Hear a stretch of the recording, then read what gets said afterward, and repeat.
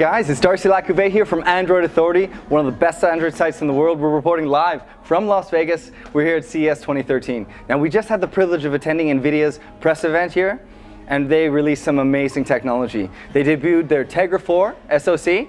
Now, what we're looking at here is an ARM Cortex-A15 quad-core chipset.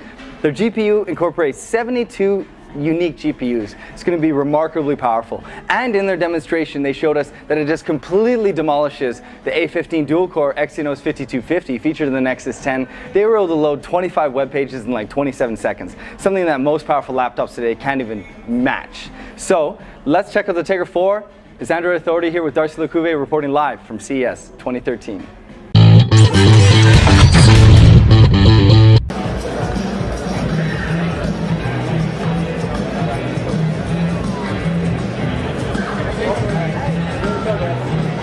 Ladies and gentlemen, our program is about to begin. To probably great surprise to all of you, I'd like to introduce the Tegra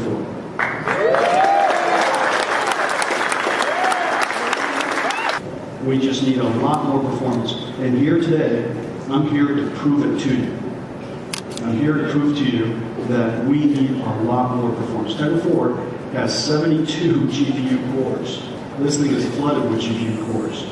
I just wish we could flood even more GPU cores in here.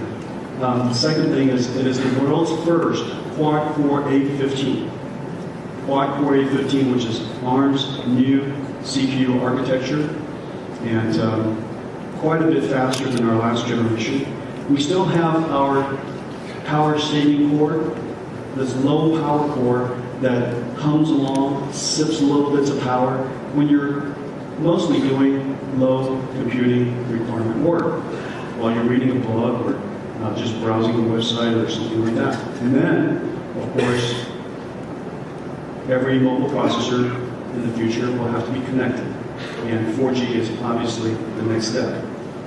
It includes a 4G, NVIDIA's first 4G LTE modem. So, can you show us now, please? And so this is on the left, is the Nexus 10, and we're going through websites here, Amazon's website, CNN, New York Times, and on the right is Tegra 4. And we're cranking along. And these are web pages that you see that everybody uses on a daily basis. And if it's not clear already, the Tegra 4 is doing quite well.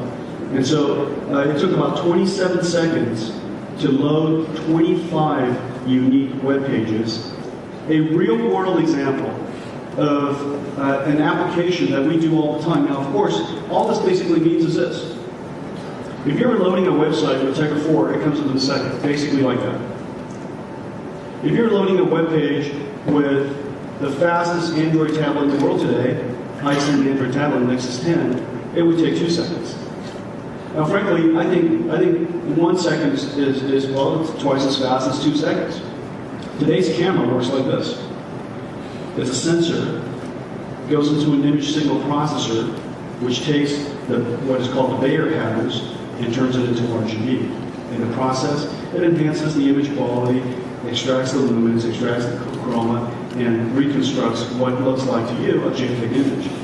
What NVIDIA's Tegra 4 architecture does is something radically different.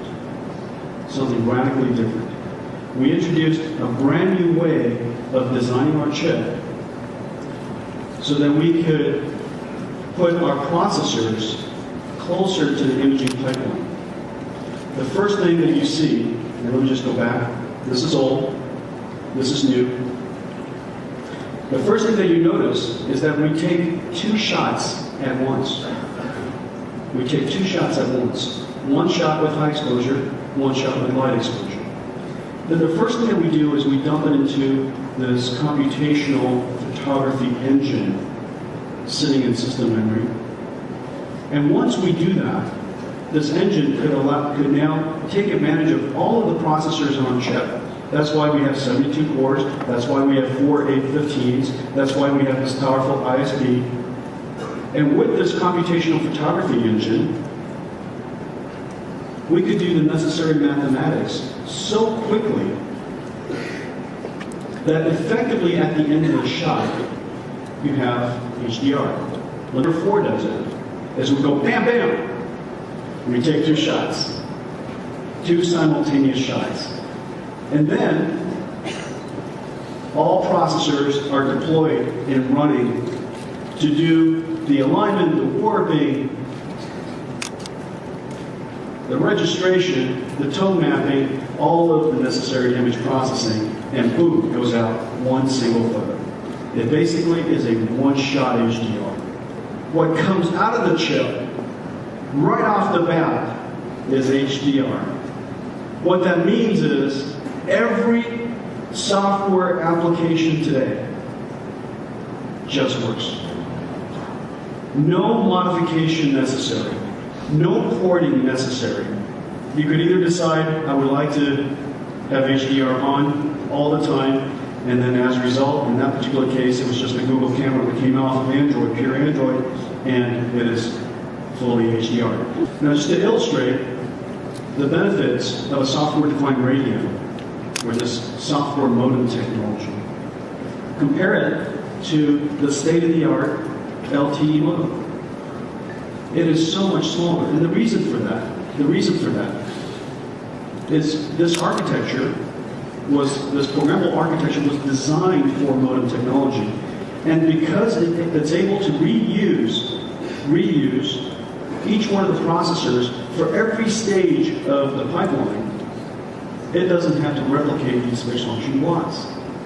Frankly, if NVIDIA today, if our industry in graphics was still using fixed function processors, in order for us to deliver the type of visual quality that we're seeing today, the chips would be many times larger as well. We were so enamored with this technology, we took the chance, and I'm incredibly proud and gratified to say that we are now sampling a 4G modem based on this very technology. Let's give those guys a round of applause.